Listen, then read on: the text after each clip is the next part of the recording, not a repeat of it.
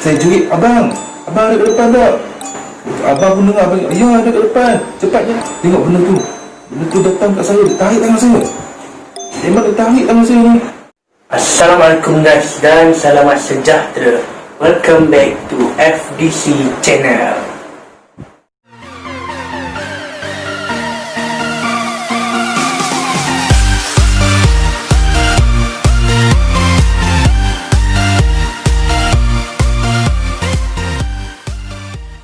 Okay guys, pada hari ni Pak An dah janjikan dalam video yang reaction paranormal tu, yang Pak An beritahu yang last kali tu Pak An dah beritahu korang ayah Pak An cerita kisah-kisah pengalaman benda-benda alam gaib ni lah.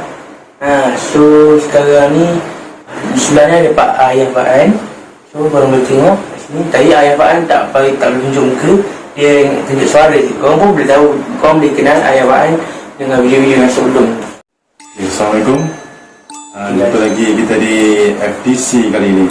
Kali ini saya nak ceritakan pengalaman saya mengenai makhluk halus di bunian. Saya pernah kena tarik tangan saya untuk pergi ke alam bunian yang penuh dengan misteri ini. Dan semoga kita dapat mendengar cerita ini dan boleh bagi tumpu perhatian yang sepenuhnya. Dan pengalaman ini adalah pengalaman yang agak istimewa bagi saya lah. Dan banyak misteri sangat dalam kehidupan saya. Jom kita akan mulakanlah sekarang dengan first. Kita akan buat episod sebab ayah Pak An ni ada cerita dengan banyak lagi pengalaman. So kita akan guna dengan episod part 1 dulu, okay? Part 2 dan part 3 semua korang boleh stay tune. Okay, subscribe dahulu. Okay, jom kita mulakan. Bismillahirrahmanirrahim. Ni pengalaman ni saya ceritakan pada tahun 1986. Tu saya dengan family saya berada di Taiping, Perak. Kami yang tinggal di sana. Kemudian dapat ayah dapat kena bertugas di sebuah ladang di Johor. Itu di kawasan Batu Anam, Sekamat, Johor. Kawasan ni agak pendalaman lah. Memang hutan, kawasan hutan. Dalam jalan utama dalam main road tu, dia kawasan ladang ni berdekatan dengan kampung Paya Lebar. Jarak antara pekan Batu Enam dengan ladang yang saya tinggal ni lebih kurang dalam 4 km atau 5 km. Dan 1 km dekat dengan kampung Paya Lebar. Nak masuk jalan utama ni, nak masuk ke kawasan ladang tu mengambil lebih kurang dalam 1,5 batu. 1,5 batu atau 2 km. Pengalaman saya tu pada satu malam tu lah. Sana dia memang tak boleh nak jangkakan malam tu. Saya dengan abang saya, ada abang yang pertama dan abang kedua. Dia kawasan ladang tu dia ada rumah, dia masih sediakan rumah. Dan ayah, mak saya dan adik-adik saya berada di satu rumah.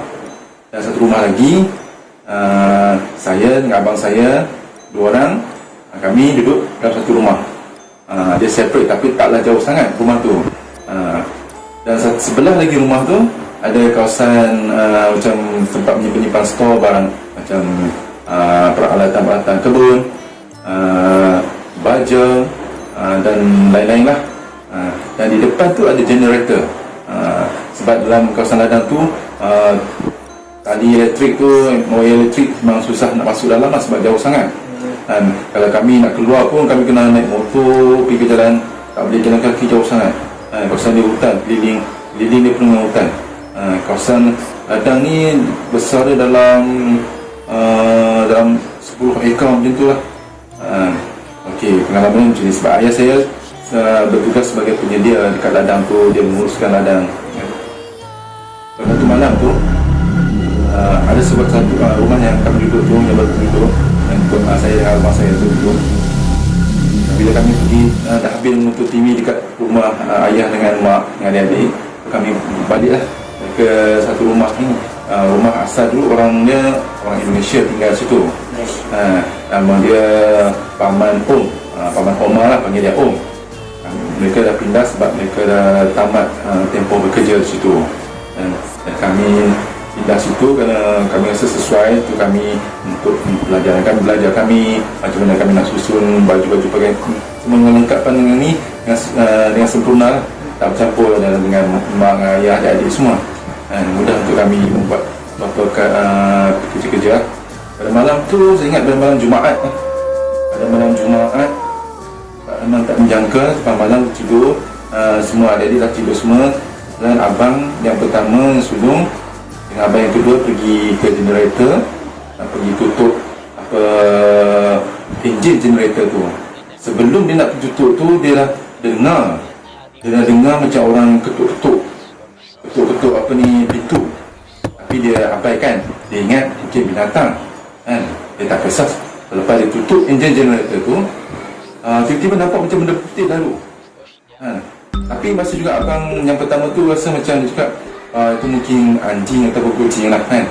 Tapi lepas tu kami bertiga, lepas abang yang pertama kedua dah tutup generator, dia pergi singgah ke rumah mak dan ayah sebentar, ambil saya dan kami bertiga lalu ke jalan belakang dan pergi ke rumah yang kami nak tinggal duduk untuk tidur. Masa masuk dalam rumah tu memang saya dah berasa macam bergemang lah. Tapi saya baca Bismillahirrahmanirrahim, betul masuk dalam rumah. Kemudian abang pertama lah masuk dalam, kami nak tidur sebab esok adalah hari Jumaat. Esok kan, bila Jumaat dekat Johor, Jumaat cuti. Jumaat cuti. Sabtu cuti dan Ahad adalah hari bekerja atau sekolah. Hari Jumaat ni lah, kami akan esok harinya kami akan bangun macam biasa. Kami akan tolong ayah-ayah untuk pergi ke kebun, untuk membersihkan kebun, petik buah koko, bersih-bersihkan nursery tanaman pokok-pokok jambu, pokok durian. Okey, kembali pada cerita yang sebenar tadi. Masa nak tidur tu, abang yang kedua dah tidur. Okey, akhirnya saya dengan kami satu katil lah.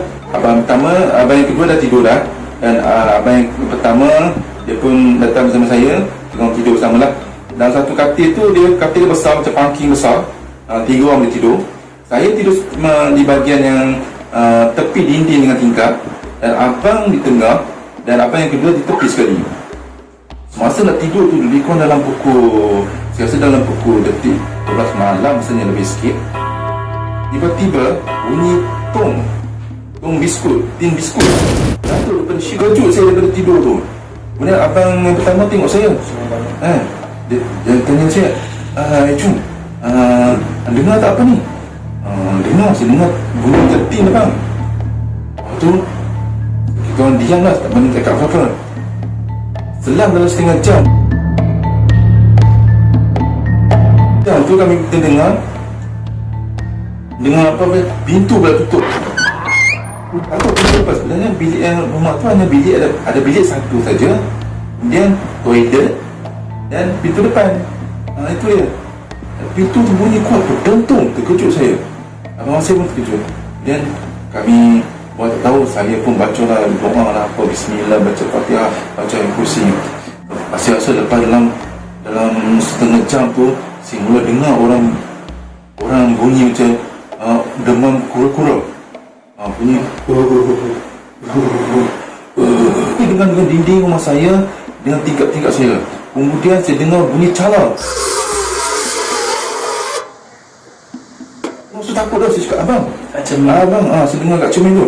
Saya dengar kat cermin lah. Dan dengar, saya cakap abang dengar tak apa yang ibu dengar ni?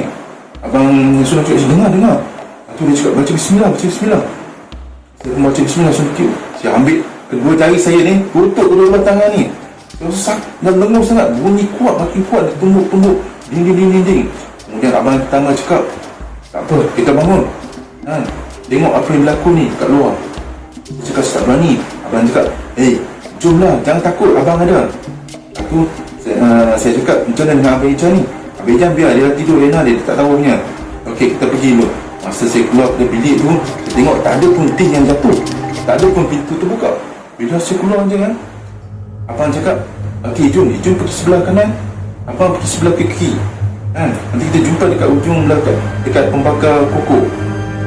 Masa tu memang saya pergi. Ya Allah, saya nampak benda kelipat orang, warna putih. kan. Abang masa tu abang yang suruh dah pergi ke depan tu. Dia bawa kayu, saya pun bawa kayu. Saya dah takut, saya nampak benda tu. Dia tengok saya berani juga, saya jalan juga. Dia cakap abang mesti ada ke depan. Saya jerit, abang ada ke depan tak? Abang pun dengar, ya ada ke depan, cepat jalan sikit, dia tunggu lama ni. Saya nampak, Ijul nampak benda ni. Tak apa, abang datang. Tengok benda tu datang kat saya, dia tarik tangan saya. Memang dia tarik tangan saya ni. Saya cakap, abang tolong. Masa dia tarik tu, saya rasa macam bulu macam bulu binatang tu. Dia ada tangan, tapi besar tangan ni, hitam dalam muka tu. Dia muka nampak hitam, tapi dia pakaian dia putih tu. Dia tarik tangan saya, tarik masuk pergi ke satu kawasan tu.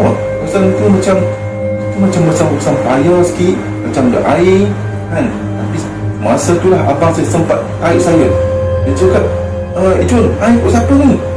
Masih ni ke ni? Dia cakap ni ada orang tarik tangan. Mana ada orang? Tak ada orang. Dia tarik tangan. Tak, saya cakap, Ijul rasa macam orang tarik ni tangan ni. Nanti dia tarik saya, abang langsung tu baca. Dia baca ayat-ayat tu. Cakap tu cepat. Tarik. Bawa saya lari rumah.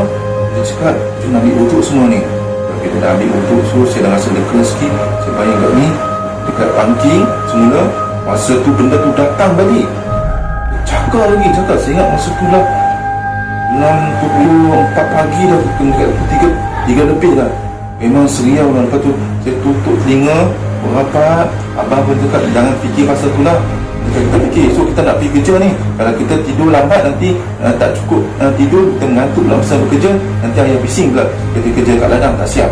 Bila abang cakap macam tu, abang cakap jangan risau, benda tu dia usik. Dia nak usik kita, biar dia usik kita. Nanti kita buat tak tahu. Bila kita buat tak tahu, dia akan kacau kita lagi kan. Dia kacau pun kita buat tak tahu, dia akan tak ambil pot lah nanti. Tapi bagi Ijul, bagi saya rasa dia akan datang lagi kan. Lepas kejadian tu, malam tu sampai ke subuh, azan subuh, kita bangun, tengok semua tak ada apa-apa. Tengok dekat bilik semua, lantai, pintu tak ada yang terkopak pun, tak ada tin apa yang tu kan. Lepas tu tengok tak ada apa, benda semuanya okey kan. Lepas tu esoknya saya abang bercerita kepada arwah ayah kan. Arwah ayah cakap itu biasalah, benda-benda jin kat kawasan ni, kita kena bersangka baik lah. Kita kena hormat dia orang. Bila kita hormat dia orang, mereka pun hamba Allah juga. Bila kita bersangka baik pada makhluk, makhluk pun akan bersangka baik pada kita lah kan. Tapi musim-musim ni memang perkara biasalah alam dunia ni. Tapi nanti saya akan cerita satu pengalaman dekat kawasan itu juga. Kawasan ladang tu memang keras. Memang dekat ujung sana ada sebuah rumah bambu kosong yang dah pecah dan dah lama. Tapi memang kisah dia memang betul. Kisah dia, rumah tu dah ditinggalkan agak bertahun-tahun lama lagi, daripada zaman British lagi. Cerita ini saya akan ceritakan pada akan datang yang penuh misteri ini. Tapi pengalaman yang saya cerita ini adalah zaman yang agak amat mengerikan. Saya pun tengok lembaga yang muka tak nampak, dengan pakaian yang putih. Dia menarik tangan saya, tapi dia tak cakap apa. Dia tarik tangan saya untuk masuk ke dalam kawasan paya hutan.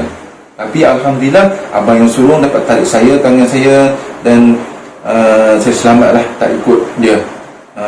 Tapi pengalaman yang akan datang, saya akan cerita pasal rumah banglo. Rumah banglo lama di dalam kawasan tapak pembinaan adalah rumah banglo zaman British yang cukup mengerikan. Saya memang takut sangat. Tapi pengalaman ini saya rasa satu pengalaman yang agak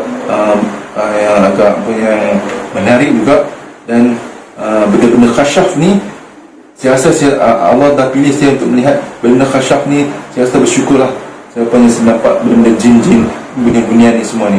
Tapi pasal yang akan datang ni lebih menarik. Saya akan cerita lagi pengalaman yang cukup menarik. Saya sampai ke tempat perkampungan alam bunian. Memang tak lama, sekejap, tapi rasanya cukup menarik. Saya akan cerita bagaimana pengalaman tu. InsyaAllah kita akan jumpa akan datang dalam FDC, episod yang menarik. Saya pasti cerita ini, pengalaman ini kepada anak saya, boleh dia tahu pengalaman saya macam mana pada zaman dulu yang tak ada kemudahan, yang tak ada lampu, pakai generator, telefon pun tak ada. Semua orang lah, seorang sekali pun sama orang boleh tahu. Saya harap semua yang melihat apa yang menonton FTC ini akan terus bagi semangat dan dorongan kepada Farhan dan dia sebagai FDC. Mudah-mudahan kita akan kongsi cerita apa-apa yang cerita yang menarik. Tapi kali ini saya nak cerita pasal yang paranormal, cerita pasal misteri di alam jin dunia. InsyaAllah jumpa lagi. Assalamualaikum. Ciao.